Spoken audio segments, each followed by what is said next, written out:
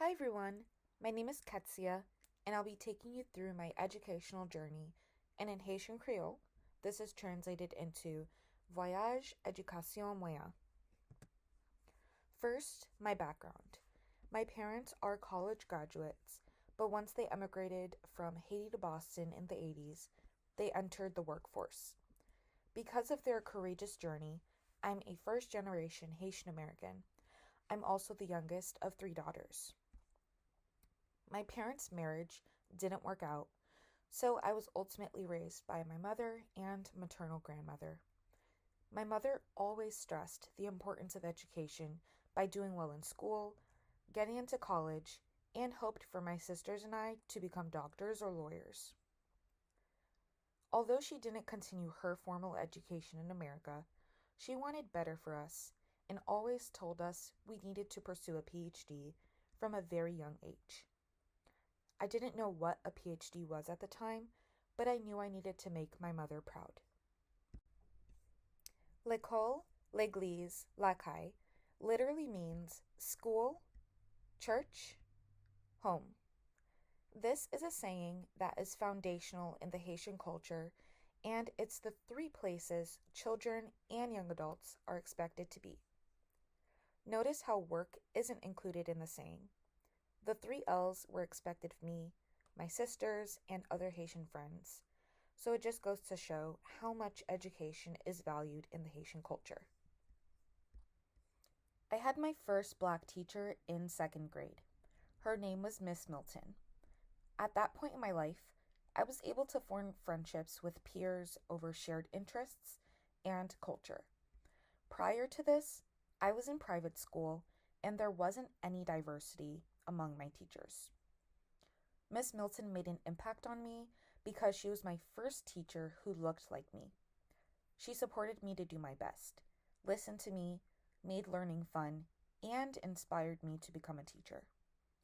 Second grade was my first year at a new school, and I absolutely enjoyed the welcoming and loving environment that she created. I stayed at this school from second through fourth grade. Throughout my time there, my mother would always encourage me to get the highest points possible on report cards.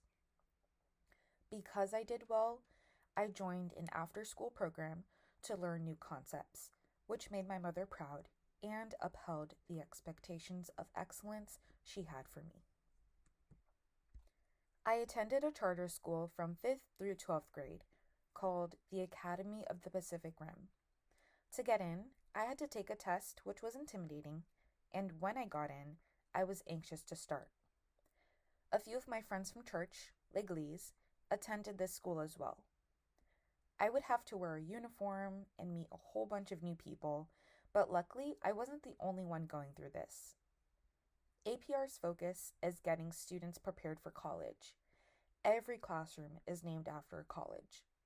My 5th grade homeroom was Princeton, and I was convinced that I would go there. Spoiler, I didn't. Attending APR upheld my mother's values, and it was a good fit for me overall. I kept in mind my mother's words of doing the best I could throughout my 8 years at APR.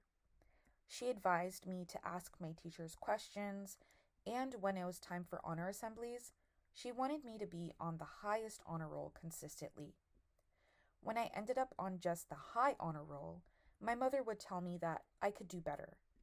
Her words of encouragement would invoke a fear of failure, leading me to feel inadequate. I wanted to break out of the cycle of needing approval from her and being disappointed by indulging in topics that really interested me. One of the most impactful moments at APR was when I started learning Chinese in the 7th grade. The GIF on the screen is my Chinese name, Li Ya Li, which means the pretty of the Li family. Diving into new material was scary at first because the two languages I already knew were very different from Mandarin. Somehow, learning it came naturally to me. I excelled with the help of great teachers, which led me to new experiences in high school. Because of my dedication to learning Mandarin, I had the opportunity to travel to Beijing twice. My first trip was a tour of the major sites, and my second trip was a 2 month cultural exchange that I was selected to participate in. Going to China for 2 months was out of the scope of l'école, l'église, la caille. My mother was against me going. Thankfully, Miss Lee, the high school teacher who started the program, really advocated for me. I wanted to pursue an opportunity that would set me apart and was beyond my mother's comfort zone. The cultural exchange was the hardest and most exciting experience I've had, and I'm grateful that I had the courage to break out of the mold of what was envisioned for me. I'm fortunate to be an Upward Bound alum. My sisters participated in high school, so when it was my turn, I was looking forward to it, but also anxious. This falls in the category of l'école because it's a college prep program, even though I would be away from home. My mother was looking forward for me to join. Through Upward Bound, I not only gained a lot of educational tools, but I grew so much as a person each summer. I started growing out of my shell, fell in love with expressing myself through theater, and I knew I wanted to give back one day. So I did. As a staff, I looked forward to being a positive addition to several students' learning journeys. Although Miss Milton inspired me to be a teacher in the future, Upward Bound played a key role in giving me a snippet of what that role could look like. I attended the College of the Holy Cross and studied anthropology, Africana studies, and studio art.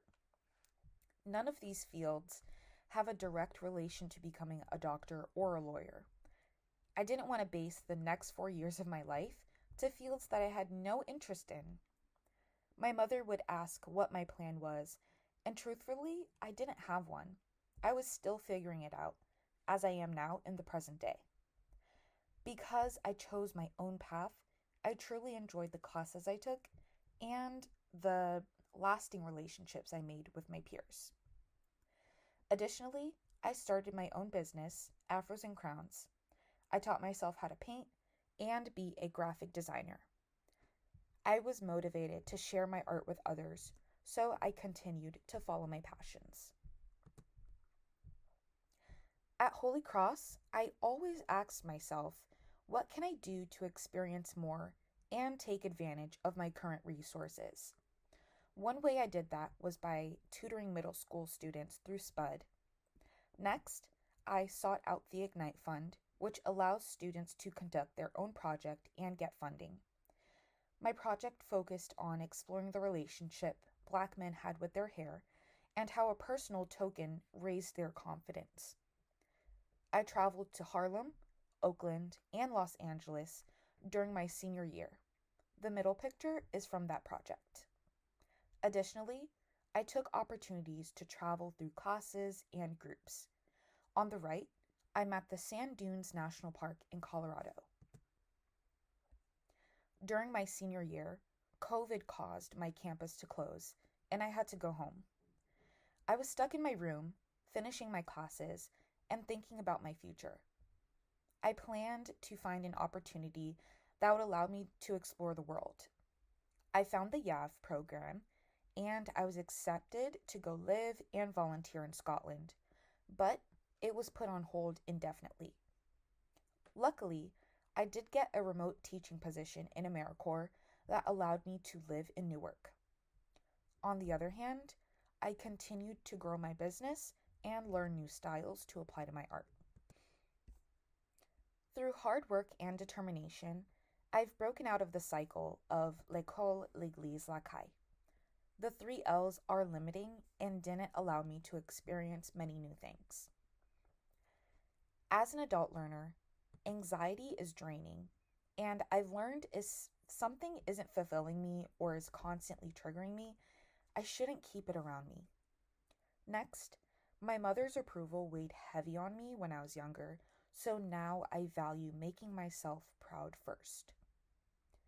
Next, I'm thrilled that I'm pursuing a master's degree in a field that interests me because I'm out of the constant loop of job searching and experiencing disappointment. I'm taking charge to better my circumstances and help my future.